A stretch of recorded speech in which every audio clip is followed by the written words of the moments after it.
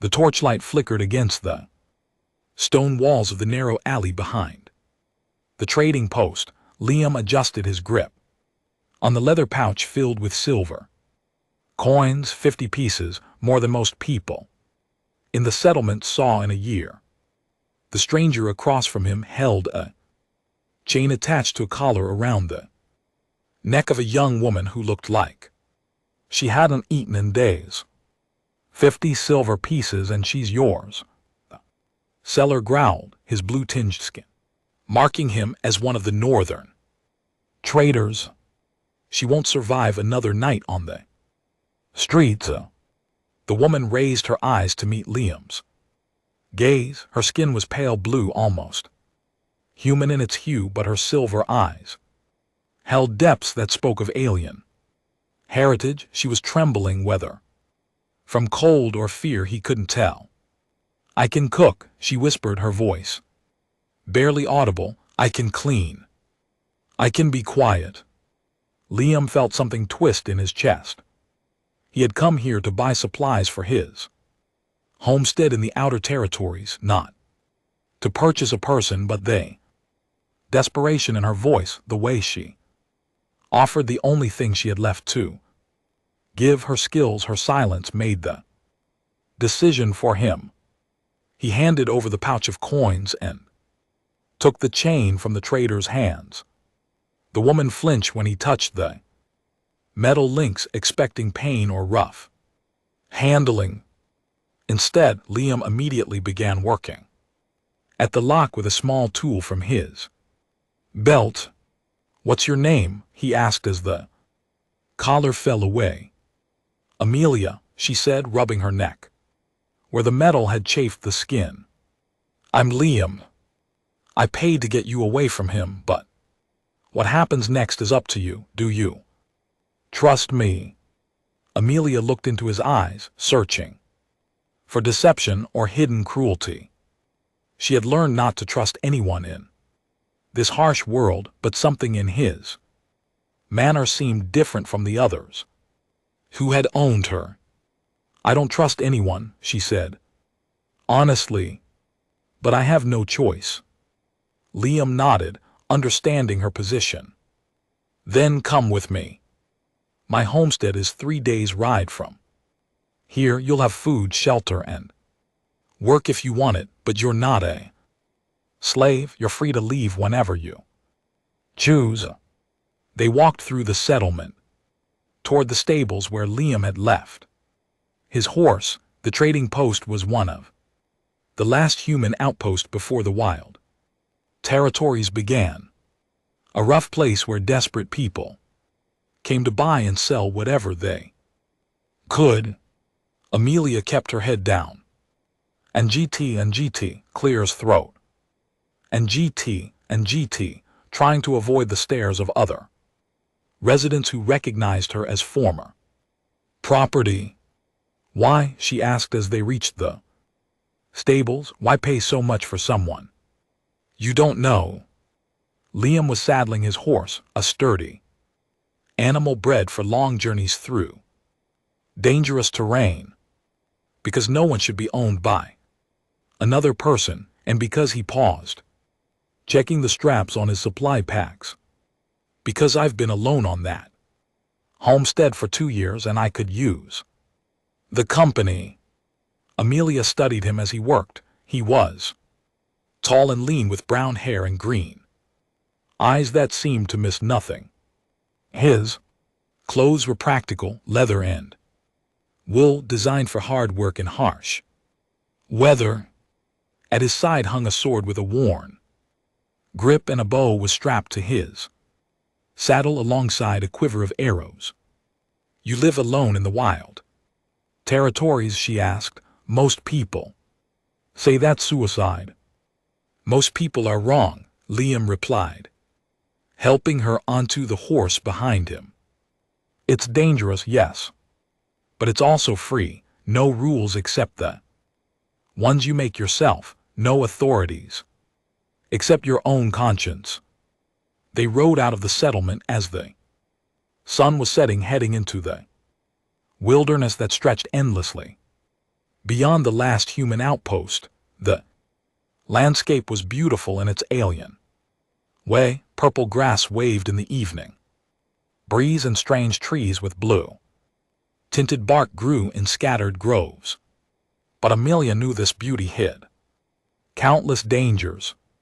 "Tell me about the homestead," she said, as they made camp for the first night. Liam was building a fire with practiced efficiency, arranging stones in a circle and gathering dry wood from the surrounding area. It's built into a hillside with good water and defensible positions. I grow food in terraced gardens and raise a few animals for meat and milk. The nearest neighbors are 20 miles away, and we look out for each other when needed. What kind of neighbors? Mixed group, some humans like myself, some of the blue-skinned people who were here before us, even a few of the mountain clans who usually keep to themselves. He struck flint against steel, sending sparks into the tinder. We've learned that cooperation is better than conflict when you're trying to survive in a place like this. Amelia watched the flames catch and grow, feeling their warmth against her skin. For the first time in months, she began to relax slightly. "And what would my work be?" "Whatever you're good at," Liam said, preparing a simple meal from his supplies. "You mentioned cooking. I'm terrible at it, so that would be welcome. Cleaning, organizing, tending the gardens, caring for the animals. Or if you have other skills, I can sew and mend clothes. I know some herb lore for healing, and I can fight if necessary." Liam looked at her with interest. "Fight? How?" "Knife work mostly. Some bow training when I was younger." She accepted the bowl of stew he offered. "Sorry. My people were warriors before that. Great changes came. Those skills don't disappear just because the world becomes civilized." "Good," Liam said firmly. "Where we're going, those skills might save both our lives." As if summoned by his words, a howl echoed across the grasslands, long, mournful, and definitely not human. Other voices joined it, creating a chorus that spoke of pack hunters on the move. Shadow wolves, Amelia identified, moving closer to the fire.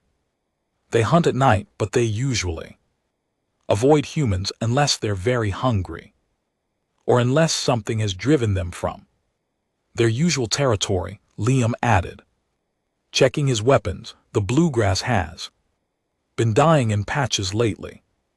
When the prey animals move, the predators follow. The howls were getting closer. Through the darkness beyond their firelight, Amelia could see pairs of glowing eyes reflecting the flames. The pack had found them and was deciding whether they were worth the risk of attacking. "How many?" Liam asked, knocking an arrow. "At least 6, Amelia replied, drawing a long knife from her belt. "Maybe more. They're surrounding us." The first wolf broke from the shadows, a creature the size of a large dog but with proportions that were somehow wrong.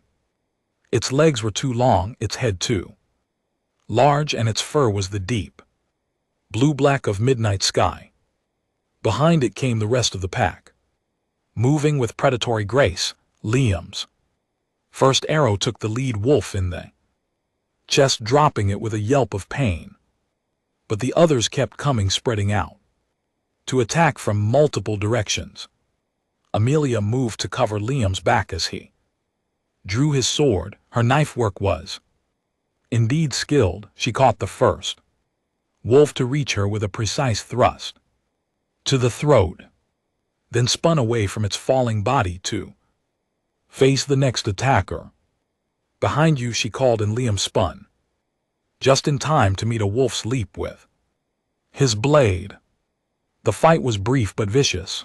The shadow wolves were fast and clever, but they weren't prepared for the coordinated defense that Liam and Amelia mounted. Within minutes, 4 wolves lay dead around their campfire, and the surviving pack members had melted back into the darkness.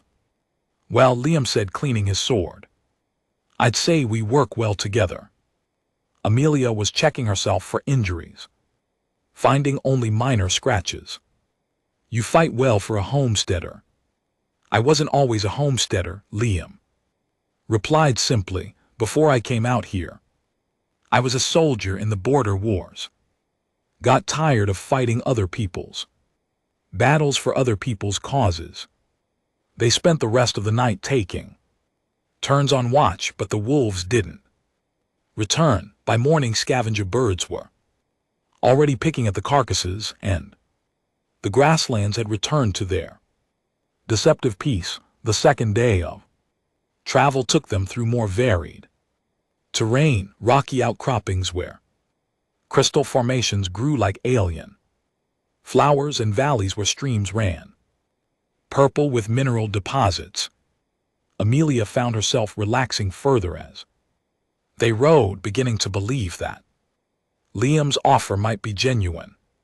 The colors are so different here, she observed as they crossed a ridge overlooking a forest of blue bark trees. Everything changed when the sky ships came, Liam said, not just the politics and the wars, but the land itself. Plants and animals that had been here for thousands of years suddenly developed new colors, new behaviors. Some people think it was radiation from the ship's engines, others believe it was intentional terraforming to make the world more suitable for the newcomers. What do you think? I think it doesn't matter why it happened. What matters is learning to live with the changes. He pointed toward a distant peak where strange lights flickered around the summit. That mountain wasn't there 5 years ago. It grew out of the ground in a matter of weeks. The old maps are useless now. You have to adapt or die. That afternoon, they encountered their first real test of the day. The trail ahead was blocked by a rock slide that looked recent, too recent to be natural. Ambush? Amelia asked, studying the positioning of the fallen stones. Probably, Liam agreed, dismounting and checking his weapons. The question is whether they're bandits, looking for easy prey, or something worse. Their answer came in the form of war. Cries from the rocks above. Blue-skinned warriors emerged from concealment, armed with spears and stone axes, but these weren't the relatively civilized traders from the settlement.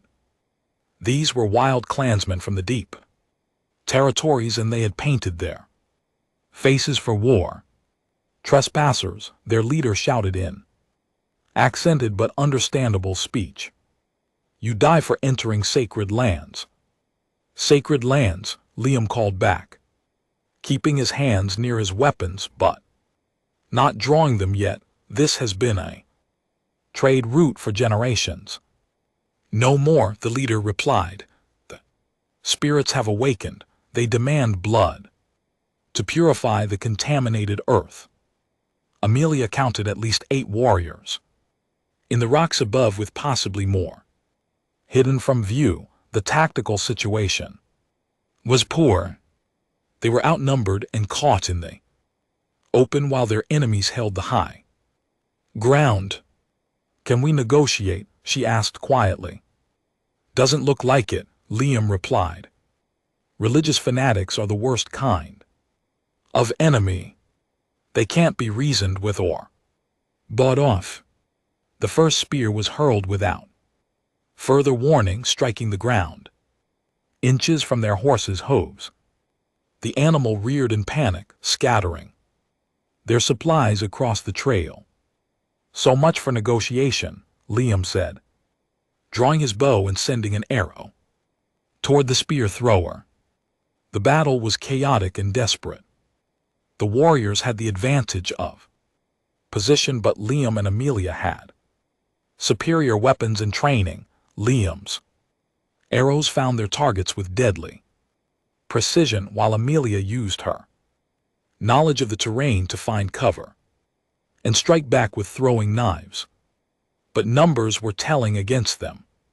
For Snort's every warrior they dropped, 2 more seemed to appear from the rocks, and their supply of arrows and throwing knives was limited. "We need to move," Liam shouted, grabbing what supplies he could carry. "Find better ground." They retreated down the trail, fighting a running battle against their pursuers. The warriors were relentless, driven by whatever religious fervor had convinced them to attack travelers on what had once been neutral ground. Amelia spotted Salvation, a narrow canyon entrance that would force their enemies to approach in single file. "There," she called, pointing toward the gap in the rocks. They made it to the canyon with spears and axes falling around them like deadly rain. But once inside the narrow passage, the tactical situation reversed.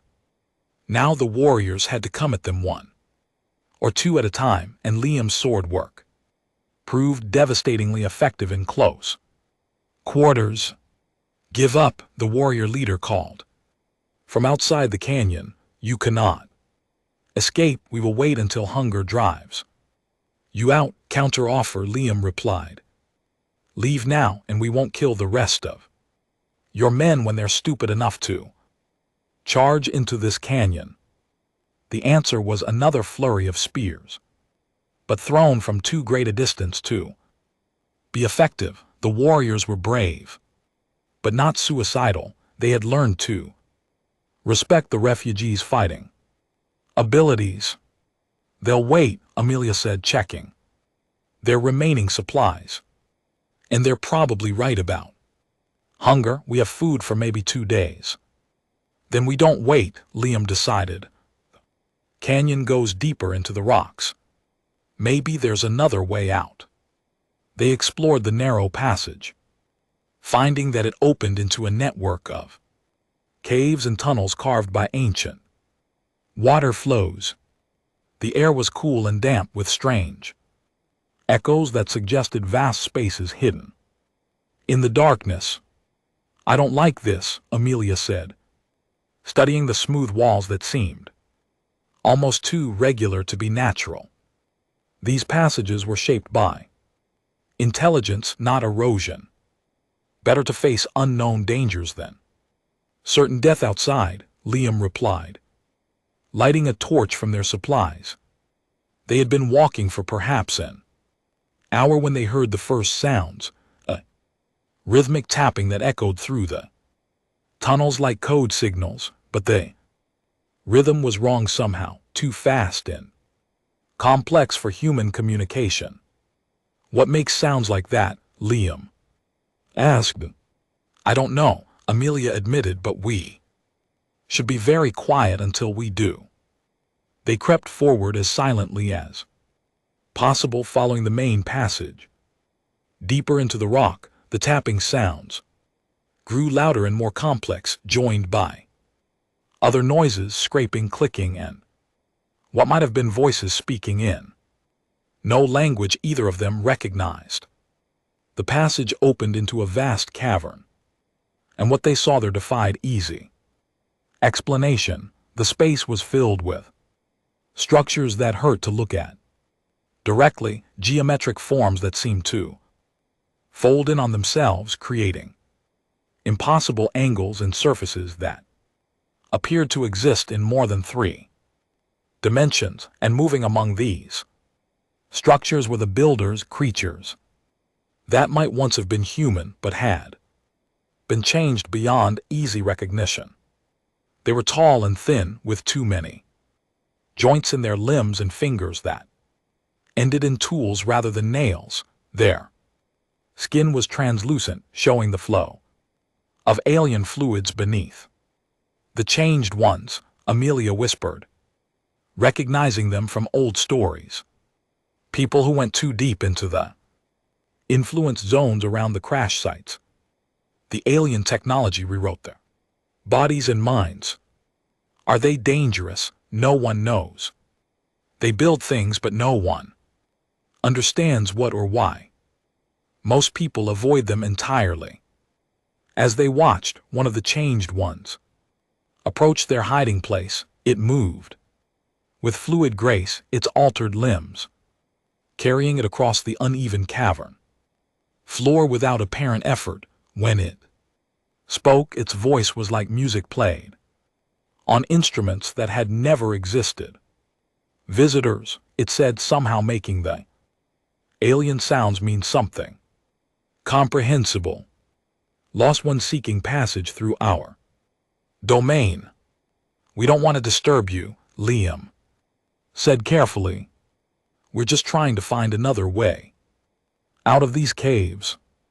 Always lead through our domain, creature replied, but passage can be granted for those who offer proper exchange. What kind of exchange?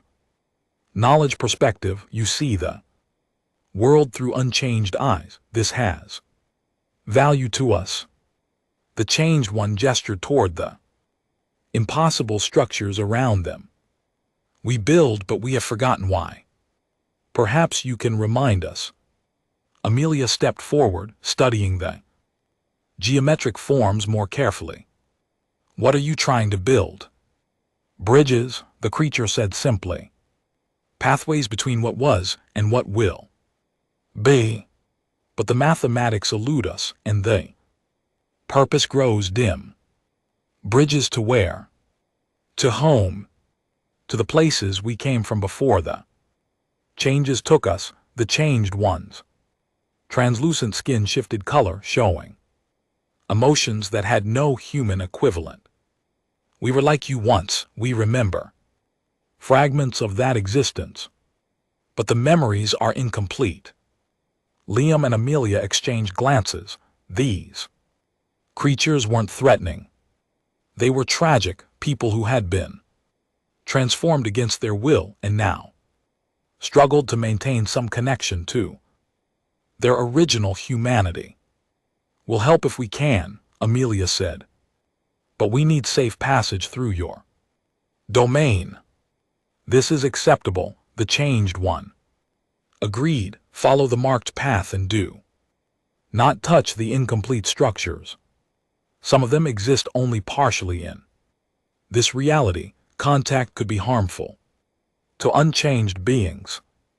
They were guided through the cavern, along a route marked with phosphorescent symbols that glowed softly in the darkness. The path wound between the impossible buildings, sometimes passing through spaces that seemed larger on the inside than their external dimensions should have allowed. How long have you been building these? Liam asked their guide. Time moves differently here. Changed one replied. What you call years we experience as moments, what you call moments stretch into eternities. The change affects perception as well as form. They reached the far side of the cavern, where another tunnel led back toward the surface. But before they left, the changed one had a final request. Tell others of what you have seen, it said. Tell them that the changed ones remember love, even if we have forgotten how to feel it. Tell them that we build bridges not out of madness but out of hope. We will, Amelia promised. The tunnel led upward through several miles of natural cave systems before finally emerging into daylight on the far side of the mountain. They found themselves in a valley that was completely different from the landscape they had left behind. Lushier, greener, with a river running clear and cold toward distant hills. The homestead isn't far now, Liam said, checking their position against the sun. Half a day's walk through that forest. They made good time through the alien Woodland encountering nothing more dangerous than curious wildlife that watched them from a safe distance. By evening they could see smoke rising from a chimney ahead. The first sign of Liam's home.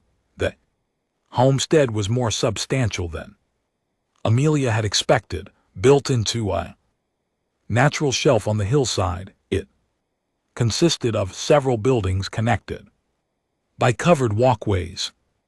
Gardens terraced down the slope below, while corrals and pastures spread across the valley floor. "It's beautiful," she said genuinely impressed by what one person had accomplished in the wilderness. "It's home," Liam replied simply.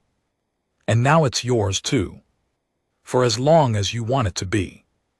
As they approached the main house, animals emerged from the corrals to greet them, creatures that were clearly domesticated, but unlike anything from Earth. Some resembled horses, but with blue-tinted manes and 6 legs. Others might have been cattle, except for their crystalline horns and silver-spotted hides. "Where did these come from?" Amelia asked, fascinated by the alien. "Livestock trade and experimentation," Liam explained. "The blue horses are native to this region, incredibly hardy and intelligent. The cattle are a hybrid created by one of my neighbors, crossing Earth stock with local grazers.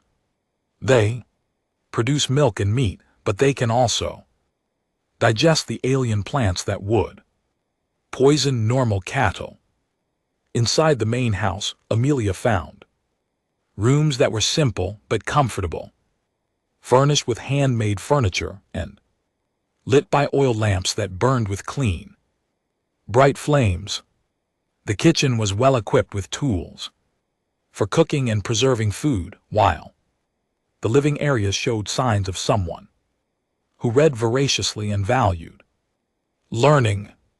"The spare room is yours," Liam said, showing her to a chamber with a real bed and a window overlooking the valley. "Take whatever time you need to settle in. Tomorrow we can discuss what kind of work interests you most." That night, for the first time in months, Amelia slept without fear. She had found something she had thought lost forever, a place where she could be safe, useful, and treated with dignity. But her peace was shattered before dawn by the sound of alarm bells ringing across the valley. She rushed to the window and saw fires burning in the distance. The homesteads of Liam's neighbors were under attack. "Raiders," Liam said grimly, appearing in her doorway fully armed.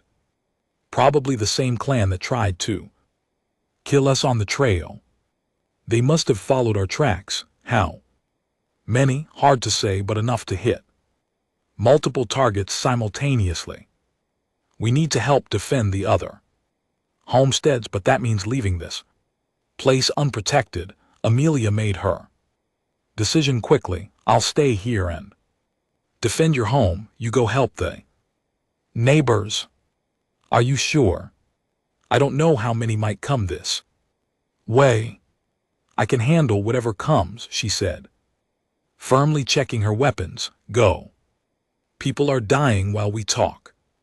Liam mounted one of the blue horses and rode hard toward the nearest burning homestead while Amelia prepared for siege. She moved supplies and weapons to defensive positions, barricaded the doors and windows, and settled in to wait.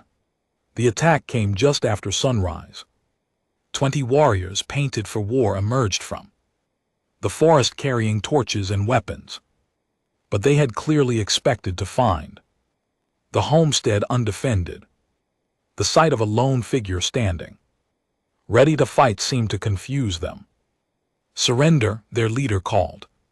"One person cannot stand against many." "Watch me," Amelia replied, loosing an arrow that took down the warrior. standing next to the leader. The battle that followed tested every skill she had learned in her harsh life. The warriors were brave and determined, but they were also careless, expecting easy victory over a single defender. Amelia made them pay for that assumption.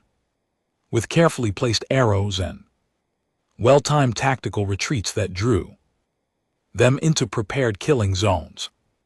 By the time Liam returned with reinforcements from the other homesteads, 8 warriors lay dead around the buildings, and the survivors had retreated back into the forest. "Well," said one of Liam's neighbors, blue-skinned woman named Cora, who carried a staff topped with crystal shards, "your new partner certainly knows how to handle herself in a fight." "That she does," Liam agreed, looking at Amelia with obvious respect and something deeper, gratitude perhaps, or the beginning of trust that went beyond mere survival. Over the following weeks, Amelia settled into the rhythm of homestead life. She proved to be everything she had claimed. An excellent cook who could turn the alien ingredients into meals that were both nutritious and flavorful. A careful housekeeper who brought order to spaces that had been managed by a bachelor for too long, and a skilled worker who could handle any task from tending animals to repairing equipment. But more than that, she became a partner in the truest sense. When decisions needed to be made about crops or livestock or trade agreements with neighbors, Liam consulted her as an equal. When danger threatened, they defended their home side by side. When evenings brought leisure time, they shared stories and knowledge, learning about each other's backgrounds and dreams. "I never expected this," Amelia said one evening as they sat on the porch watching the alien sunset paint the sky in shades of purple and gold. "What didn't you expect?" "To be happy, to feel like I belong somewhere." She looked at him seriously. "When you bought me in that alley, I thought I was just changing from one form of slavery to another. And now I know what freedom actually means. Not just the absence of chains, but the presence of choice. The ability to build something meaningful with another person." Liam nodded slowly. "I never expected it either. I came out here to be alone, to escape from the complications of dealing with other people. But having you here, it's made everything better. The work is easier. The dangers are more manageable, and the evenings are far less lonely." They were interrupted by the arrival of a messenger, one of the young people who carried news between the scattered homesteads. This one looked exhausted and frightened, his horse lathered with sweat from hard riding. "There's an army coming," he gasped. Accepting the cup of water Amelia offered him, 300 warriors from the deep clans led by someone they call the Prophet of the Old Ways. They're burning every settlement they come to, killing anyone who won't join their crusade.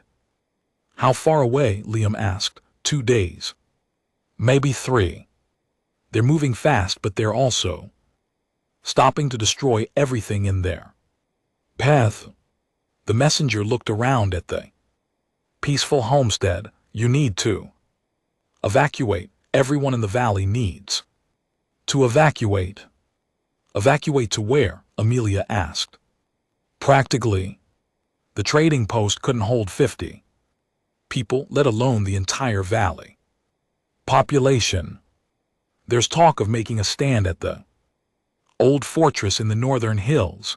The messenger replied, "It's defensible and there are supply caches hidden there from the old wars, but getting everyone there safely," he shook his head, "it would be a fighting retreat all the way. After the messenger left to warn other homesteads, Liam and Amelia spent the night planning. The choice was clear, but not easy: flee and abandon everything they had built, or stay and fight against impossible odds. "What do you want to do?" Liam asked. "I want to fight," Amelia said without hesitation. "I've run from bullies and fanatics my entire life. I'm tired of running." And GT clears throat. And GT, even if we can't win. Especially if we can't win. Someone has to make a stand, has to show that freedom is worth defending. She met his eyes. "But I won't ask you to die for my convictions. If you want to evacuate, we're partners," Liam interrupted. "We make this decision together, and we live with the consequences together." They spent the next day preparing for siege, working alongside their neighbors to create defensive positions and stockpile supplies. The blue-skinned woman, Cora, brought news that a dozen families had decided to make their stand at various homesteads rather than retreat to the fortress. "Scattered resistance," she explained. "Make them pay for every mile, every building, slow them down and bleed them dry." "It's a good strategy," Amelia agreed. "But it requires people willing to sacrifice themselves for the greater good." "We all are," Corvus said simply. "This valley is our home. We won't abandon it to madmen and fanatics." The army arrived on the third day, just as the Buckner messenger had predicted. From their position on the hillside, Liam and Amelia could see the forces spreading across the valley floor. Hundreds of warriors organized into disciplined formations, led by a figure in elaborate ceremonial armor who could only be the prophet himself. The first attacks came against the homesteads on the valley floor, and the defenders' strategy immediately proved its worth. The fanatic army was forced to assault each position individually, taking casualties for every building they captured. Some homesteads fell quickly, but others held out for hours, extracting a terrible price from their attackers. By evening, the army had advanced perhaps 2 miles into the valley, but at the cost of over 50 casualties. The prophet's forces were learning that their holy war would not be the easy conquest they had expected. "They'll come for us tomorrow," Liam observed, watching the enemy forces make camp below. "We're too visible up here to ignore." "Let them come," Amelia replied, checking her weapons one final time. "We'll give them a fight they won't forget." The attack began at dawn with a frontal assault up the hillside. The warriors chanted religious hymns as they climbed, calling on their spirits to grant them victory over the heretics and unbelievers. Liam and Amelia met them with arrows first, then steel.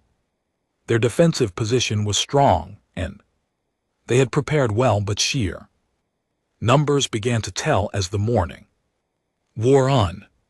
For every attacker they dropped, 2 more took his place. "The house is lost," Liam said during a brief lull in the fighting. "We need to fall back to the secondary positions."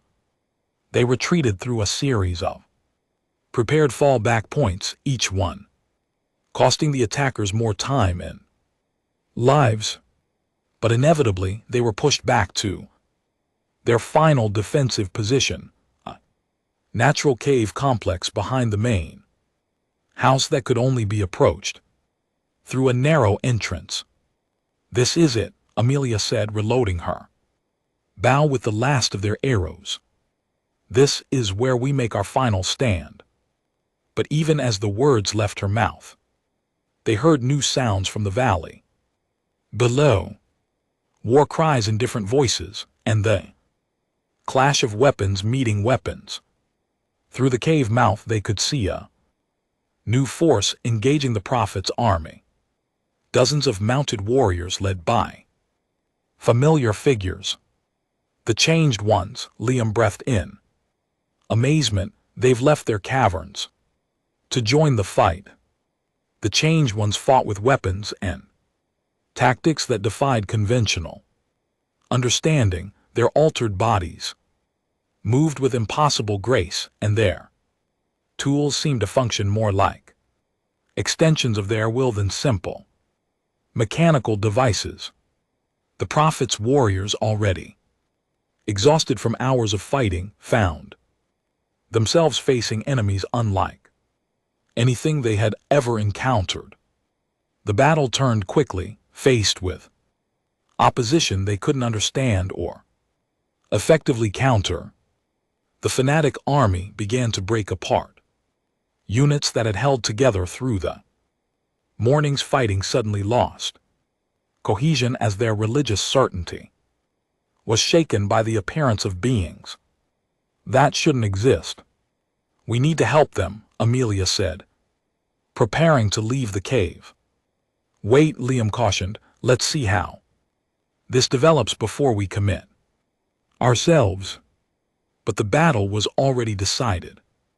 Within an hour, the Prophet's army was in full retreat, leaving behind their dead and wounded as they fled back toward the wild territories. The holy war that was supposed to purify the valley had instead been broken against the determination of people who refused to surrender their freedom. As the survivors emerged from their defensive positions, they found the changed ones waiting for them. The alien beings had suffered casualties in the fighting, but they seemed oddly peaceful despite the violence they had just participated in. Why did you help us? Cora asked the leader of the changed ones. Because you reminded us of something we had forgotten, the creature replied in its musical voice, the value of choice, the importance of building rather than destroying. It gestured toward the valley where smoke still rose from burned homesteads. We came to protect what grows, not what dies. In the days that followed, the valley began to heal. Damaged homesteads were rebuilt, often with help from the changed ones who brought their impossible construction techniques to bear on the work. The scattered communities grew closer, united by their shared struggle against fanaticism and their mutual respect for each other's courage. It's better than it was before, Amelia observed as she and Liam worked to repair their own damaged buildings. The attack brought us all together in a way that might never have happened otherwise. And it proved something important, Liam added, that freedom is worth fighting for, even against impossible odds. Especially against impossible odds. Amelia corrected, easy victories don't teach you anything about yourself. It's when everything seems hopeless that you discover what you're really made of.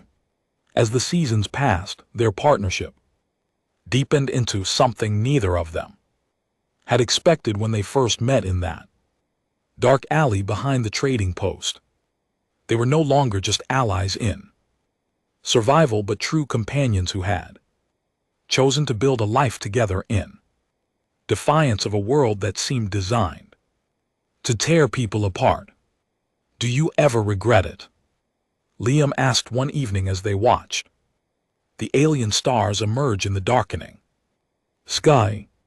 Coming out here, staying when you could have left. Never, Amelia replied without hesitation. This is the first place I've ever been where I could be myself completely, not hiding my skills, not diminishing my intelligence, not pretending to be less than I am in order to avoid threatening someone's ego.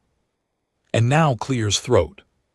Now I know what it means to be truly alive, to face each day as a challenge, rather than an ordeal, to build something meaningful, someone who sees me as an equal, quote. She smiled at him. 50 silver pieces was the best investment you ever made. The best investment I ever made was trusting you to be exactly who you said you were, Liam corrected.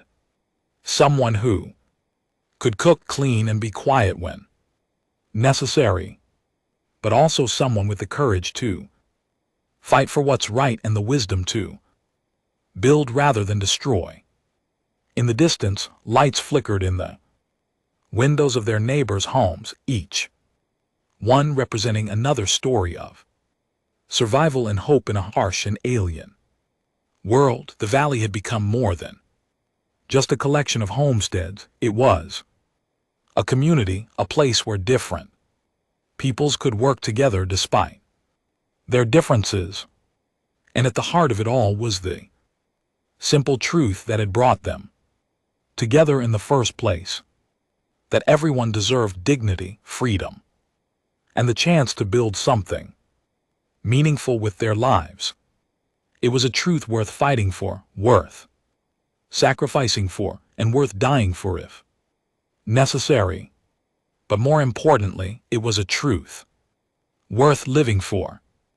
As they walked back toward their rebuilt home, Amelia reflected on how much her life had changed since that night in the alley. She had offered to cook, clean, and be quiet in exchange for basic survival. Instead, she had found a partner, a purpose, and a place where her strength was valued rather than feared, but their peace was destined to be temporary. 3 months after the Prophet's defeat, new threats began to emerge from the wasteland beyond the valley. Reports came from traveling merchants of strange lights in the sky and massive structures rising from the desert sands, structures that matched no known architecture from any of the local peoples. The sky ships are returning, Cora announced during a gathering of the valley's leaders. My contacts in the eastern settlements report seeing vessels landing near the old crash sites. Whatever drove them away before is no longer keeping them at bay. Liam and Amelia exchanged grim looks. They had heard stories of the sky ship people, tall, pale beings with technology that seemed like magic to those who encountered it. The original alien invasion had failed, not through military defeat, but because of some kind of internal conflict that had caused the invaders to withdraw. Now apparently that conflict had been resolved. What do they want? Asked Marcus, the leader of the northern homesteads. The same thing they wanted before, Cora replied. Resources, territory, and slaves. The difference is that this time they know what to expect from the local resistance. How long do we have? Amelia asked. Hard to say. The advanced scouts are already moving through the outer territories, mapping settlements and assessing defensive capabilities. The main force could arrive within weeks. That night, as Liam and Amelia discussed their options, they realized that the peaceful life they had built was once again under threat. But this time, the enemy would not be disorganized fanatics driven by religious fervor. It would be disciplined invaders with superior technology and decades of experience in planetary conquest. We could flee deeper into the wilderness, Liam suggested without much conviction. Find some place remote enough that they'll never bother to search for us, and abandon everyone else. Amelia shook her head. After what we've built here, after what we've learned about standing Together against oppression. Then we fight. We fight, she agreed, but this time, we need to be smarter about it. The tactics that worked against the Prophet's army won't be effective against enemies with energy weapons and flying vehicles. They spent the following days consulting with the changed ones whose altered perspectives and strange technologies might provide insights into fighting an advanced enemy. The discussion took place in the crystal caverns where the changed ones had built their impossible structures. We remember the skyship people, the lead changed one told them in its musical voice. Before our transformation, some of us fought against their first invasion. They are powerful, but they are not invincible. What are their weaknesses? Liam asked. They depend heavily on their technology, disrupt their equipment, and they become vulnerable. They also have rigid hierarchical thinking. They struggle to adapt when confronted with tactics that fall outside their anticipated parameters. How do we disrupt their technology? The changed one gestured toward one of the crystal formations that pulsed with inner light. The same energies that transformed us can interfere with their systems, but using such energies is dangerous for unchanged beings. Exposure can cause mutations or death. Amelia studied the glowing crystals thoughtfully. What if we don't have to be directly exposed? Could we create weapons or traps that channel this energy? Possible, the changed one agreed, but the construction would require both unchanged and changed individuals working together. The crystals respond to intention as much as to physical manipulation. Over the following weeks, an unusual alliance formed between the Valley's defenders and the changed ones. Working together, they created weapons unlike anything seen on this disruptive energy on impact, explosive devices that channeled the power of the alien formations and defensive barriers that could deflect energy weapons. But even as they prepared for war, the first skyship scouts were already infiltrating the valley. These weren't the crude spies that local armies might send, but beings that could disguise themselves as travelers or merchants, while gathering detailed intelligence about defensive preparations. The first spy was discovered by accident when one of the young farmers noticed that his livestock became agitated whenever a particular traveling merchant approached. Animals often sense things that humans missed, and this farmer was wise enough to pay attention to their warnings. There's something wrong with him, the farmer reported to Liam and Amelia. He asked too many questions about our defenses, and he always seems to know more about our valley than any outsider should. They confronted the suspected spy that evening, surrounding him as he made camp near the southern edge of the valley. When cornered, the being dropped its human disguise, revealing the tall form that marked it as one of the sky ship people. The alien moved with inhuman speed, drawing a weapon that crackled with energy, but Amelia was faster, her arrow taking it in the throat before it could fire. The alien collapsed, its disguise device sparking and failing as it died. One down, Liam said grimly. How many more are out there? They found out soon enough. The spies. Death apparently triggered some kind of signal, because within hours the sky was filled with lights moving in formation toward the valley. The invasion had begun. The first attack came at dawn, delivered by flying vehicles that descended from the clouds like mechanical birds of prey. Energy weapons lanced down from the sky, setting buildings ablaze and scattering livestock across the fields. But the defenders were ready. Crystal-powered defensive barriers sprang to life around key positions, deflecting the energy blast back toward their sources. Several of the flying vehicles crashed as their own weapons were turned against them, their pilots apparently unprepared for such tactics. "It's working," Cora shouted from her position near the main defensive battery. "The crystal technology is disrupting their systems." But the skyship people adapted quickly. The second wave of attackers approached, more cautiously, probing for weaknesses in the crystal barriers and testing different weapon frequencies. They were learning, adjusting their tactics in real time. They're trying to find a frequency that can penetrate our defenses, one of the change ones observed. "When they succeed, our barriers will become useless."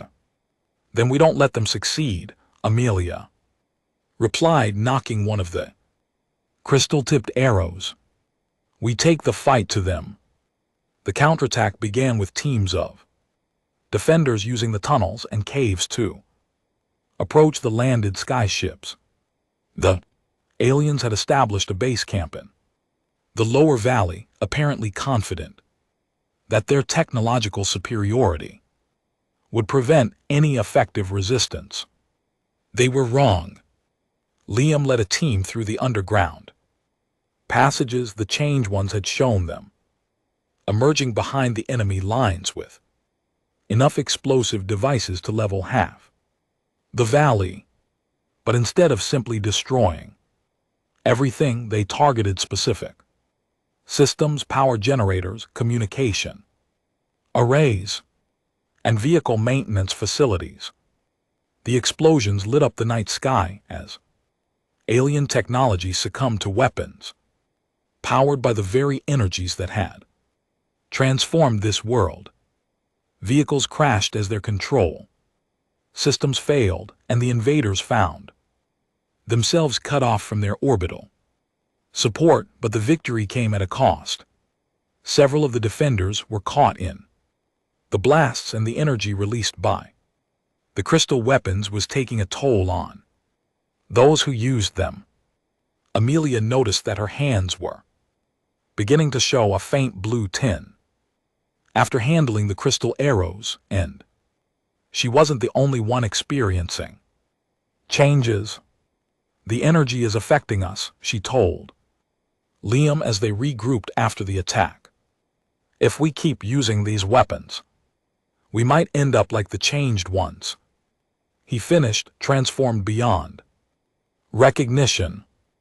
It was a sobering realization. They had found weapons capable of defeating the invaders, but using those weapons might cost them their humanity.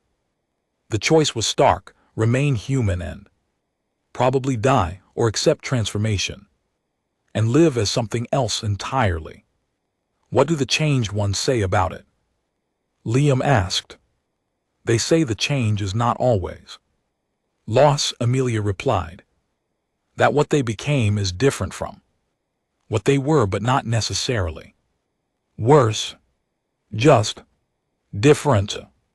The next morning brought a new development. A delegation of skyship people approached under a flag of truce, led by a being that was clearly of higher rank than the common soldiers.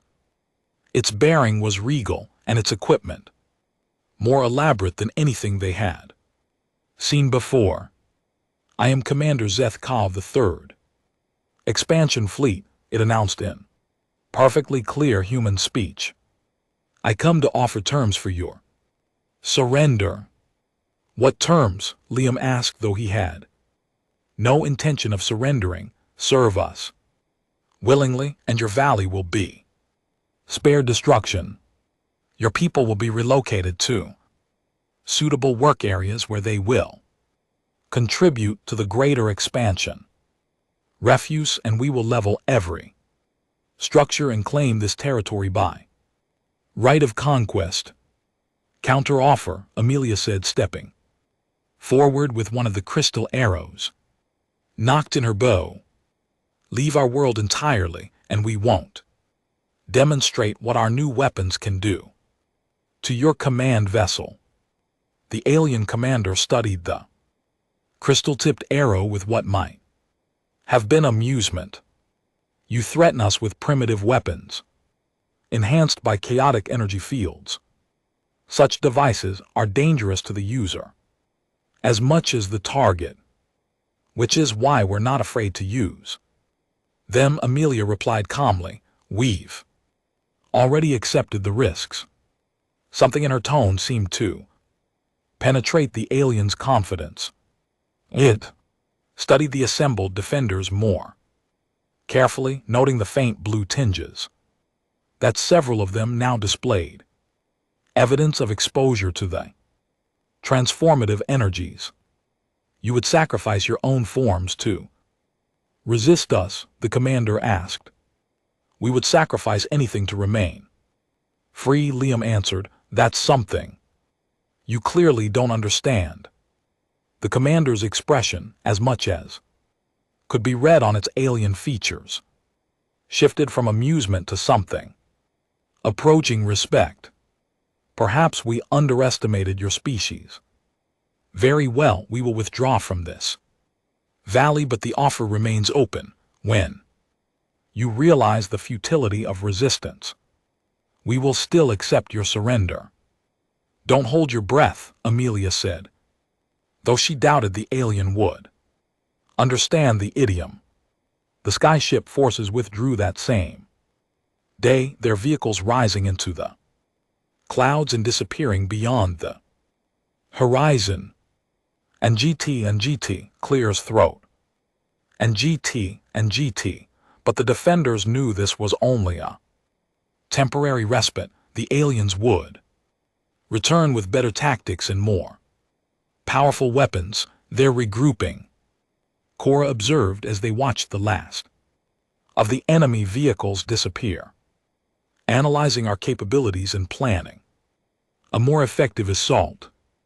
Then we need to be ready for them, Liam said, and we need to decide how far we're willing to go to defend our freedom. The decision was made easier by events beyond their control. Over the following weeks, more of the defenders began showing signs of transformation. The crystal weapons were changing them, whether they used them actively or not. Simply being in contact with the energies was enough to trigger the process. It's not as bad as I expected, admitted Jonas, one of the farmers whose skin had taken on a distinct blue cast. I feel different, stronger in some ways, more aware of the connections between living things. But still yourself, Amelia asked. Still myself, he confirmed. Just more than I was before. The changed ones worked with the transforming defenders, helping them understand and control their new abilities. What had once been seen as a curse began to look more like an opportunity. Chance to become something that could truly stand against the invaders on equal terms. When the skyship people returned, they faced an enemy unlike anything they had anticipated. The defenders moved with enhanced speed and strength, their transformed senses allowing them to detect approaching vehicles long before they became visible. The crystal weapons were now wielded by beings who could channel the energy safely, making them far more effective than before. The battle raged for 3 days and nights. The aliens threw everything they had at the valley, ground forces, aerial assaults, even orbital bombardments that carved craters in the surrounding hills. But for every defender they killed, 2 more seemed to appear, moving through tunnels and passages that the invaders couldn't map or predict. On the third night, as energy blasts lit up the sky like a deadly aurora, the tide finally turned. A coordinated assault by transformed defenders succeeded in reaching the main alien command post where Amelia and Liam confronted Commander Zethar one final time.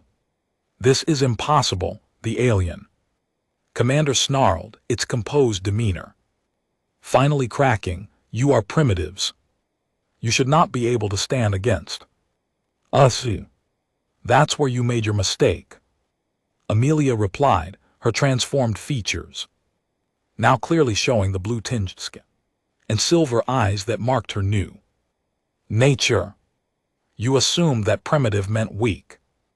You forgot that the greatest strength often comes from having nothing left to lose."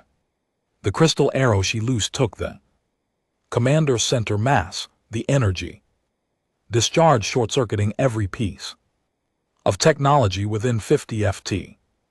As the alien fell, its remaining forces began a chaotic retreat, their command structure shattered and their technological advantage neutralized. The victory was complete, but it came with a price that few had anticipated.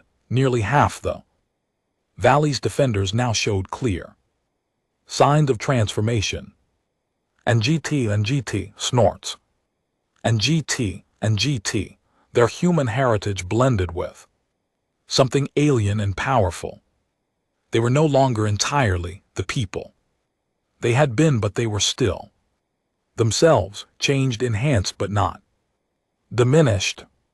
"Do you regret it?" Liam asked Amelia as they stood among the wreckage of the alien base camp.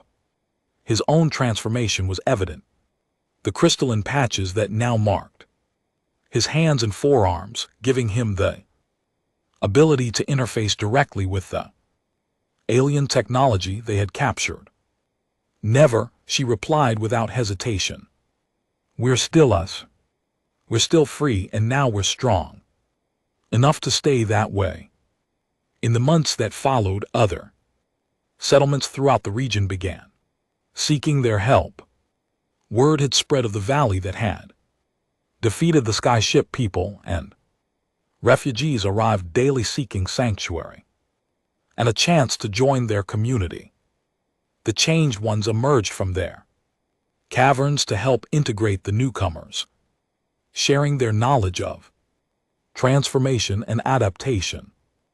What had once been a small agricultural valley became the center of a new civilization, one that blended human determination with alien capabilities. "We're building something new here," Cora observed during one of their regular planning meetings, "something that's never existed before on any world.